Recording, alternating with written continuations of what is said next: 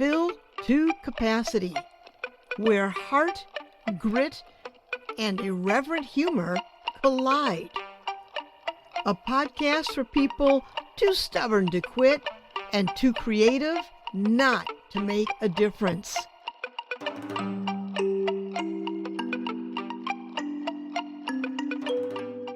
Hi, I'm Pat Benincasa, and welcome to Fill to Capacity, episode 116, From Shoestring to Powerhouse, Moving Mental Health Care Forward. Now, back in May of 2022, Sue Abderholden joined Fill to Capacity for a powerful episode on teen mental health during COVID, alongside Jody Nelson of Change Incorporated. Now, today she comes back, not just as a guest, but as a leader, closing one chapter and stepping into the next. And I have to say, when Sue took the reins at NAMI, that's the National Alliance on Mental Illness, NAMI, Minnesota, in 2001, it was a shoestring operation with 2.5 staff members and a $160,000 budget. Under her leadership, it grew into a $3 million organization with 37 staff and a national reach. So over 24 years, she's helped pass more than 24 laws that reshaped how Minnesota approaches mental health in schools, jails, hospitals, and beyond.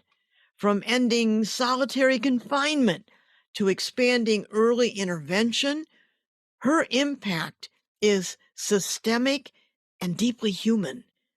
Sue's earned honors from Macalester College, NAMI National, and a regular spot on Minnesota Physicians' list of 100 most influential healthcare leaders.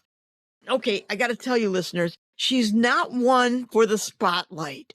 She's a builder, a listener, and a change maker. And today she's here to talk about what it took and what's next. Welcome, Sue. So nice to have you here. Thanks so much, Pat, for inviting me. Oh, my pleasure. So, back in 2001, NAMI, Minnesota was small, just a few staff, a tight budget. What on earth made you say yes to that job? Well, to be honest, I didn't know it was that bad when I said yes. But it was an issue that I cared about. Definitely. I've had family members who've lived with a mental illness, and so it was an issue I cared about. And it reminded me a lot of my position at ARC of Minnesota for people with developmental disabilities, in that you worked with the individual, the family, the providers, and you got to do a little bit of everything. And so I thought, this sounds good. This is an organization that fits with my values, and I think I can help. And of course, I was very surprised once I started and saw, frankly, what little infrastructure there was. The computers literally had duct tape. If you wanted to use the internet, you had to unplug the fax. The only other full-time person quit my first day on the job. There was a state conference in like 6 weeks, and I had no idea what had been done. And there wasn't really a financial system. So I literally, and I've kept it, I have a notebook where on one side I would write down the deposits, on the other side the checks, to make sure I would have enough money in the bank. So it needed a lot of work, but I also really loved their mission and felt that we would be able to grow and to make a difference. So I was going to ask you what kept you going all those years, and I think you're touching on it. It sounds like it's the people. The people. It's the people.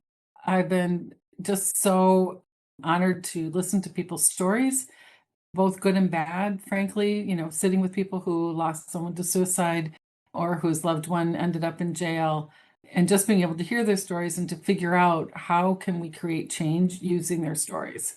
How can I help them come to the Capitol to share their stories? And it's the people that have kept me going all these years. Yeah. Advocacy at this level is not a 9-to-5 job. What did this kind of work really demand from you day to day? I pretty much worked at least 6 days a week and 7 during the session, and it's really what it took, and I know in talking to other state NAMI executive directors around the country, they do the same thing. We have a monthly call that we organized ourselves, just to provide that support, and they all struggle with that because none of us have enough resources to meet the needs, and so you end up kind of stretching yourself, frankly, quite thin. It seems that this is the kind of job that when you go home or at the end of the day, like, how do you stop thinking about it? I mean, this is high intensity stuff. So I used to be better about making sure I took a walk 5 days a week, sometimes short, sometimes long, sometimes on my treadmill, sometimes outside. The last year that it's actually been pretty hard to do that, but that was my way, frankly, of relieving stress. So we all have to find some way, frankly, to relieve the stress. Yeah, the bigger the challenge, the more it requires self-care. And that can be really tough, frankly, because I still had to, of course, take care of, my family and Yeah. my house and, all of those kinds of things. I do have a wonderful book club that we've been together about 30 years. And so that was something that night was always something that I tried to hold sacred so that I could see my friends and engage with them. Do you think that kept you even keeled? Do you think what you're just describing, was that your ballast? It helped. I also honestly developed some very close friends through this work. So they understood the problems with the children's mental health system or the adult mental health system. And so it was nice to also be able to talk to people who kind of understood the challenges that frankly we all faced. Yeah. Like soldiers in battle in the good fight. Yes. I Mhm. often felt that way. I taught for 30 years, and there's a way that you have a camaraderie with those in the good fight with you that you can't explain to other people. No, that is true. And actually, we are all meeting to go for a long weekend after I retire up to Door County as a way to kind of relax and get together. Great. Now, when you were on Filter Capacity in 2022, you said, quote, "I always like to say our mental health system isn't broken. It was never built." Do you That is my quote, and I still stand by it. do you think it's still true? Our system isn't built, but I will say that we have the foundation in place, and we know it works. We just have to fully fund it. So even today, with the discussion about mental health and mass shootings, and they're talking about how do we build the mental health system? I'm like, we don't come up with any new ideas. We know that school linked works, fully funded. Make sure we're in every school in the state of Minnesota, right? We know that respite care works. We know our crisis teams work, but we don't fully fund things. So, I mean, I think we're in a much better place than we were 24 years ago. Absolutely. We have far more services than we ever had before. And we have them paid, through Medicaid, Minnesota Care, and private insurance. They were funded by grants before. So this is really things have changed. I had a wonderful mentor back when I worked for ARC, and she said, when you look ahead and see how much work needs to be done, you need to look behind you and see how far you've come. Well, that leads to my next question. As we said, NAMI was a tiny operation when you walked in. What do you think the 2001 Sue would say if she walked into NAMI today? Like, wow. There's infrastructure, there's staff. We have systems in place that we didn't have back then. Of course, our funding is much larger, and frankly, people know us. Back then, if I said NAMI, people are like, what? Who? And now, it's not 100%, but I would say a ton of people do know of NAMI. The legislature knows NAMI. The media knows NAMI, and they reach out all the time for information or quotes or who else should they talk to. So I think we're much better known. I think there's greater acceptance around mental illness as well, and we have more services. Well, that was where I wanted to go with this question in terms of public perception about mental illness. It seems in the last 10 years especially, people are more willing to talk about mental health issues in a way they weren't before. Would you agree with that?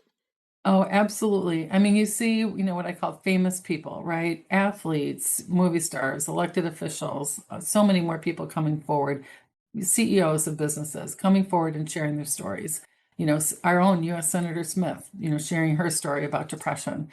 So we are seeing that. And I would say that actually after COVID, we really saw a huge shift.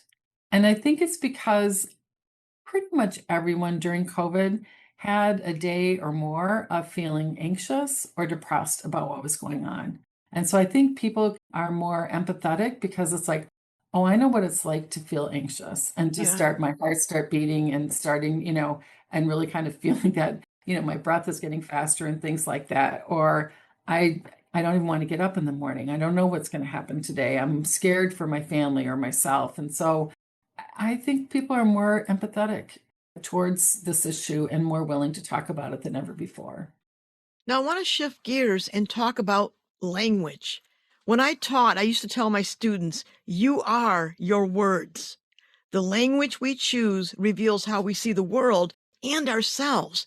Now, you spent years digging through the language buried in policies and systems, changing how mental illness is described in law. Most people overlook how powerful those words can be, but you didn't. Why does that matter so much to you? What made you laser in on words when so many other people would just look past them? Well, I think if you ask any poet, author, playwright about the power of words are powerful.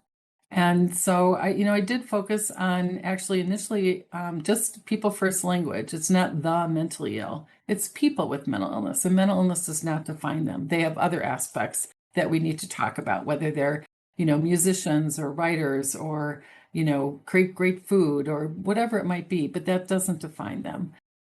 The other thing I really kind of went after all these years is our slang words.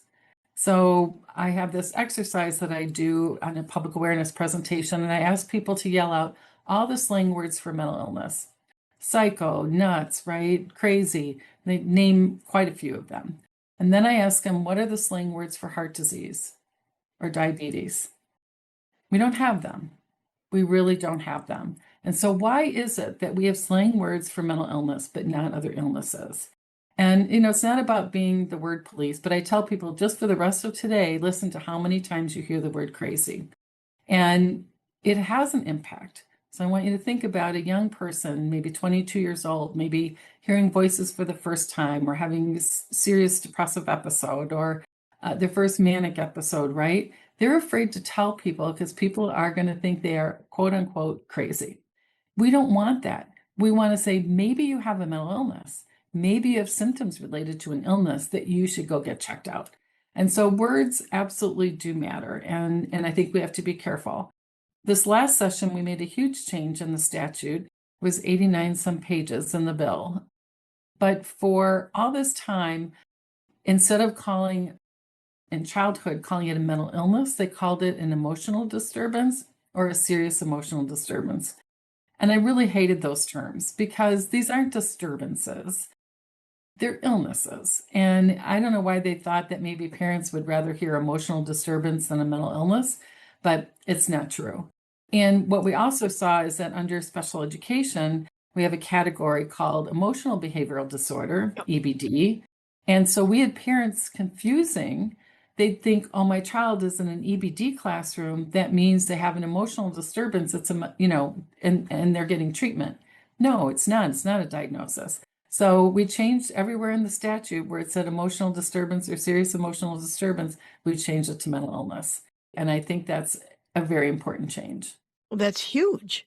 And I love that you throw that out. Like, how many slang words do you have for diabetes? I mean, that was shocking because when I think about it, and any of us, what do we call names at? What do we make slang? And it seems that mental illness was a viable punching bag. Absolutely. Absolutely. And again, I'm not trying to be the word police, but I do think words are powerful. And I think when we say those words to describe people, we have plenty of other words. Come on, people, get your thesaurus out, right? I mean, there's other words to describe things, it's driving me up a wall. You can say that instead of crazy, right? There's lots of other words that we can use instead of words that truly we associate with a mental illness. I think at the heart of slang and dismissive terms, those terms make the situation easily to either look the other way or dismiss. So if you say Mhm. somebody, "Oh, that's crazy," you can dismiss it. So what the language does, it anchors us into what is happening. Well, and there's three words in our mission statement that I think are important: justice, dignity, and respect. And so trying to carry those out means we have to start using language that is respectful of the experience. I think it takes a lot of courage, frankly, to go out into the world when you're hearing voices, and they're negative voices, they're never positive, right? I think it takes an incredible amount of determination to get out of bed in the morning when you're struggling with serious depression. So I think we have to really start thinking about the experience that people go through. I mean, we had, for many years, for especially moms, when their children had serious mental illness, they needed to go to, therapy once a week for 22, 24, 27 weeks. Kids never finished their treatment because parents were losing their jobs. Now, if it was a parent bringing their child to chemo, I actually don't think an employer would push that person or fire them. But it happened with children with mental illnesses all the time. And so, again, we have to start treating these illnesses, frankly, with respect and understanding the real impact that it has on an individual and their families. Do you think that shift is happening, that mental illness is now on the same par as physical illness, or are we still working our way towards that? We're not there yet, but we've made progress. Since right before COVID, we started working with employers around mental health in the workplace. And we had a lot of employers last year. And I think actually because of COVID, we had more and more employers worried about the mental health of their employees. So we saw them wanting to have presentations in the workplace, information in the workplace about mental illnesses and how could we provide support and things like that. So it's changing, but when I think about how private insurance treats mental health, mental illness, it's not the same yet. When I look at kids in school who might be struggling with their mental health, we're not there yet. Even in the workplace, we're still not there. Employers are better for sure, but we're still not there. Yeah, it almost seems if you can say anything good came out of COVID, and I say that very carefully, it seems that COVID slammed the brakes on everybody's normal life. Everything Mhm. stopped.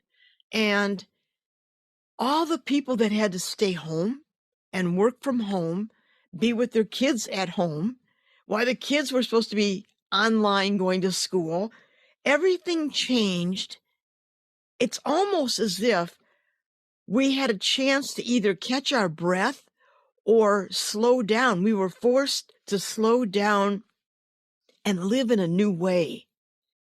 I think though it also was a worldwide traumatic experience.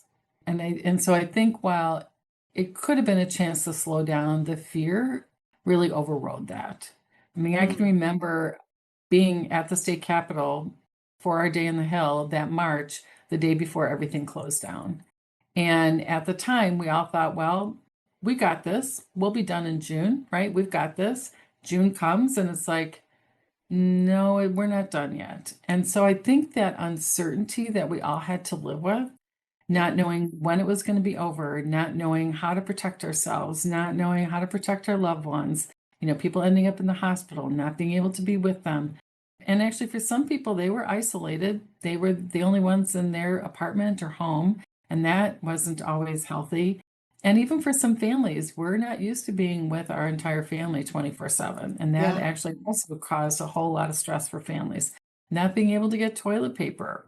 Remember how yeah, hard that was the first couple weeks. So I think that additional stress took away what could have been a benefit yeah, from slowing down. yeah, good point.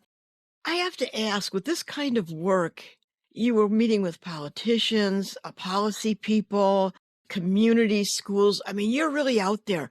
Was there ever a moment that you just wanted to like walk away or you just wanted to just leave, but you didn't? And why didn't you? I never really wanted to leave, which I know sounds odd. I guess I was always one of those people that would look at a glass and I wouldn't say it's half empty or half full. I was just glad there was water in it. And so I always just felt like we could kind of continue to make progress.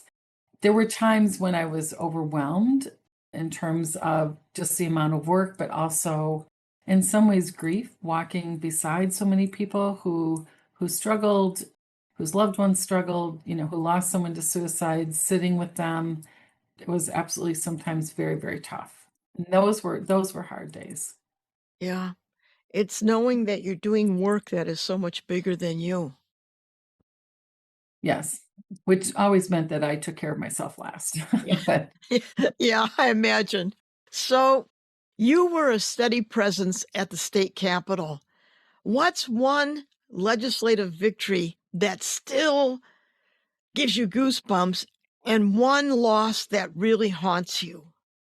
hmm. There were so many good things, to be honest, that it's hard to pick one. I do think schooling was a game changer. 50% of all mental illnesses emerge by the age of 14. And so, through the schooling program, if people aren't aware, grant money actually goes to a community provider like Change Inc., who then co locates in the school. And so they can serve any child. They can be on public insurance, private insurance. We can use grant money for children who are uninsured or underinsured. There's a firewall between education records and mental health records. The benefit is you eliminate barriers to accessing to care. Parents don't have to take off of work. They don't have to worry about transportation, not just in rural Minnesota, but in the city. If you have to take a bus from your place of employment to the school, to the therapist back, it can take hours. And the therapist gets to see the child in their own milieu. So I think it was really, I like to say, the best thing since sliced bread, because I think it was extremely impactful on catching kids early and really supporting them. The one thing the work is still not done, and we came so close, is really separating out the children's mental health system from the child protection system. Because of the way that we fund residential treatment, we use what are called Title IV-E dollars, which are child welfare dollars. And so in order to use those dollars, you have to go through child protection. And we changed the law over a decade ago to make sure that at least parents didn't lose custody, that they still got to make decisions about their children, but they still had to file papers with the court. But we'd kind of separated it out. But then there was a federal change, Families First Act. And so what it meant is that those families had to go back to doing a relative search and doing a screening where the county could invite any one of your families. And, these aren't sleepovers. And so our families were very upset. They're like, why are you asking this relative if they can take care of my child when all the mental health professionals said they need residential treatment? They can't take care of them. It's not possible. So unfortunately, we had to do that. So we then created what we call a third path. So we would use state dollars to pay for room and board instead of Title IV-E, which meant we wouldn't have to go through child protection. Unfortunately, the Department of Human Services put the rate so low that there was not a way for any provider to take it. So we are hoping, frankly, that next session they will fix that so that we can actually have that third path. So we did a lot of work to try to, again, separate out children's mental health. One thing that happened this last session is we've had families whose children were boarding in the emergency room. There was nowhere for them to go. Sometimes they didn't meet hospitalization, and so they're like, you need to take your child home. And these parents were like, I can't keep them safe. I can't keep my other family members safe. You're not providing the services that my child needs, or they're waiting for residential treatment. And those families were referred to child protection for neglect. And so we actually changed the statute to say that's not neglect. It's the system neglecting their children, not the families. And so you can't send them into the child protection system. So there's more work to do there. But, when I look overall over the past couple of years, again, I think moving things under Medicaid, Minnesota Care, more under private insurance, thanks to mental health parity, looking at housing, looking at employment, looking at evidence-based practices like first episode of psychosis, assertive community treatment. I mean, there's been a lot of good things that have happened. We're the first state in the country to train teachers on the early warning signs of mental illness in youth. So when they looked at kids, it wasn't behaviors, it were symptoms, because you approach that child so differently when you view it that way. A lot more work around suicide prevention, which I also think is really important. Yeah, so there really was a lot that happened that I'm really pleased about. You once talked about the NAMI mommies, those fierce, relentless moms who came to the state capitol, told their stories, and refused to be ignored. Who were they to you, not just as advocates, but as people? Well, they were really kind of my heroes. I remember seeing an old clipping because they were closing down Hastings State Hospital because there had been 2 federal lawsuits. And so Governor Perpich at the time wanted to take the money from closing Hastings State Hospital and put the money in all the other state institutions. And they went to the Capitol and said, no, you need to use that money for community mental health services. And so they passed one of the first bills. It was called Sharing Life in the Community, SLIC. And I saw a clipping where one of the legislators said, we'll do anything, just call off the mothers. And I love that. And even when I was at ARC, which was back in the 80s, there was an incredible group of women. And I think if we think about it back then, especially in the 70s and early 80s, a lot of women didn't work outside the home and so played very key roles as volunteers. And these women, they would go to the Capitol. They told the best stories. Like they used to go, they were all different shapes and sizes. And they would go and they would wear the same clothes. They would all go out and buy the same outfit. And then they would go to the Capitol. And these legislators would be like, you're everywhere, right? And so, not realizing it was more than one person. But they were the ones that really taught me how important it was to listen to people's stories, frankly, to be in it for the long haul. And again, to make sure you're looking at how far you've come before you get, frankly, despair about the work you have left to do. And they're still pretty active today? Well, the women from the ARC, some have passed away. Many are in their 90s, late 80s, and even the NAMI mommies that were originally, started. And this was across the country. They called them NAMI mommies. Many of them are, frankly, have passed away. And we actually had on video one of our near founders, and she basically, she was in her 90s by then, and she said, I can't go to meetings anymore. I can't do any of that. So it's up to the next generation. You got to get up, you got to get out, you got to share your voice. Oh, yeah. Now you've poured 24 years into this work, legislation, advocacy, systems change, but legacy isn't always what shows up in headlines or annual reports. What do you think your legacy is, Sue? I think it's just listening to people and helping them share their story, have their voice heard at the Capitol or in the media, or just raising public awareness. I think that part was just really important.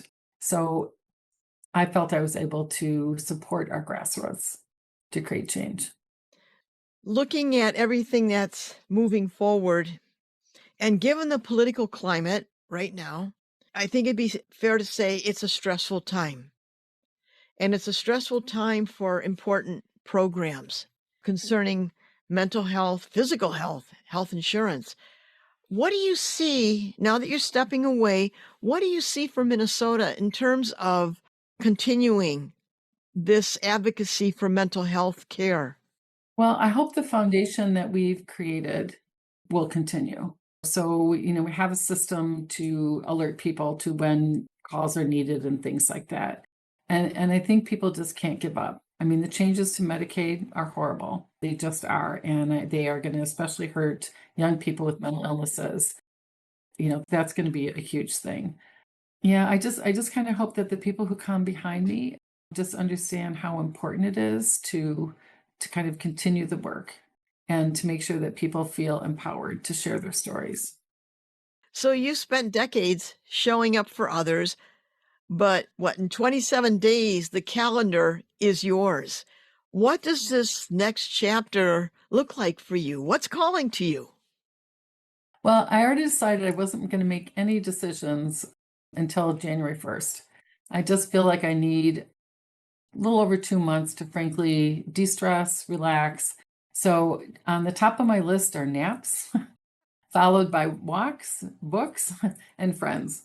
So I'm just going to kind of focus on that for the next couple of months, see what it's like to not have anything to do, and then decide, will I be on a board? Will I do consulting? Will I be a baby holder at some of the programs at HCMC?